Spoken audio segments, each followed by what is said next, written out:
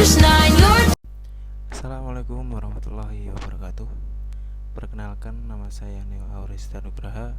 Saya dari di sini saya akan menjelaskan tentang kewargaan digital. Kewargaan digital adalah atau sering disebut dengan digital citizenship. Kewargaan digital dapat didefinisikan sebagai norma perilaku yang tepat dan bertanggung jawab terkait dengan penggunaan teknologi.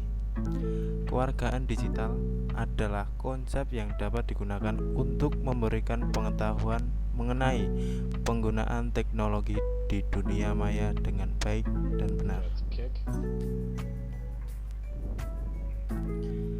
Warga digital adalah orang yang sadar apa yang baik, apa yang salah, menunjukkan kecerdasan perilaku teknologi, dan membuat pilihan yang tepat ketika menggunakan teknologi.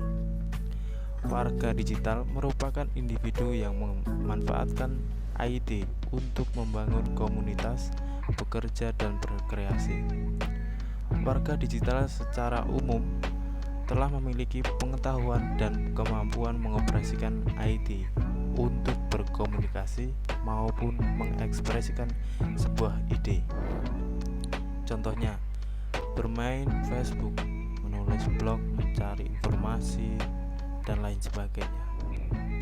Penggunaan teknologi dunia maya dengan baik dan benar memiliki banyak implikasi. Pemilihan kata yang tepat dalam berkomunikasi, tidak menyinggung pihak lain dalam update status, tidak memberikan informasi penting kepada publik, tidak membuka tautan yang mencurigakan, dan lainnya. Komponen kewargaan digital. Kewargaan digital dapat dibagi menjadi 9 komponen yang dikategorikan menjadi 3 berdasarkan pemanfaatannya. Yang pertama, lingkungan belajar dan akademis. IT telah menjadi bagian dari lingkungan belajar dan akademis, baik pengajar dan siswa secara aktif memanfaatkan IT dalam mencari informasi, data, maupun literatur yang digunakan untuk keperluan akademis. Komponen kewargaan digital yang perlu diperhatikan dalam pemanfaatkan ICT untuk lingkungan belajar dan akademis adalah: yang pertama, akses digital. Fasilitas untuk mengakses teknologi informasi merupakan dasar dari kewargaan digital, yaitu hardware, software, brainware, dan koneksi internet. Faktor-faktor penghambat akses ke teknologi informasi mulai dari faktor infrastruktur hingga faktor adat dan budaya. Yang kedua, komunikasi digital. Komunikasi merupakan kewajiban yang harus dilakukan setiap orang untuk dapat bertukar informasi dan ide. Komunikasi dapat dilakukan secara satu arah, dua arah, antar pribadi, maupun komunikasi dalam forum. Literasi digital. Literasi digital merupakan proses belajar mengajar mengenai teknologi dan pemanfaatan teknologi.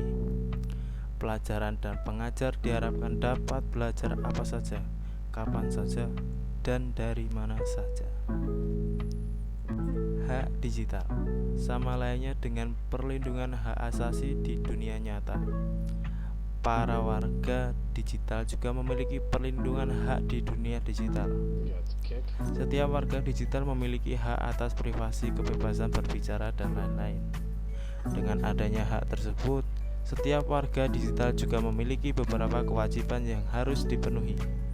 Setiap warga digital harus ikut membantu pemanfaatan teknologi secara benar, mengikuti tata krama yang berlaku, baik yang tersirat maupun yang tersurat. Contoh nyata adalah tidak melakukan pembajakan konten, tidak menyebarkan informasi palsu, tidak memancing emosi pengguna teknologi informasi lainnya. Yang kelima, etiket digital. Seringkali penggunaan teknologi digital tidak peduli dengan etiket penggunaan teknologi, tetapi langsung menggunakan produk tanpa mengetahui aturan serta tata krama penggunaannya. Etika digital dibuat dengan tujuan untuk menjaga perasaan dan kenyamanan pengguna lainnya. Namun, peraturannya saja tidak cukup. Yang keenam, ada keamanan digital. Dalam setiap komunitas terdapat individu yang mencuri karya, merusak, ataupun mengganggu individu lainnya. Meskipun tidak boleh berburuk sangka, kita dapat mempercayai seseorang begitu saja, karena hal tersebut akan berisiko terhadap keamanan kita. C. Kehidupan siswa di luar lingkungan sekolah. Hukum digital.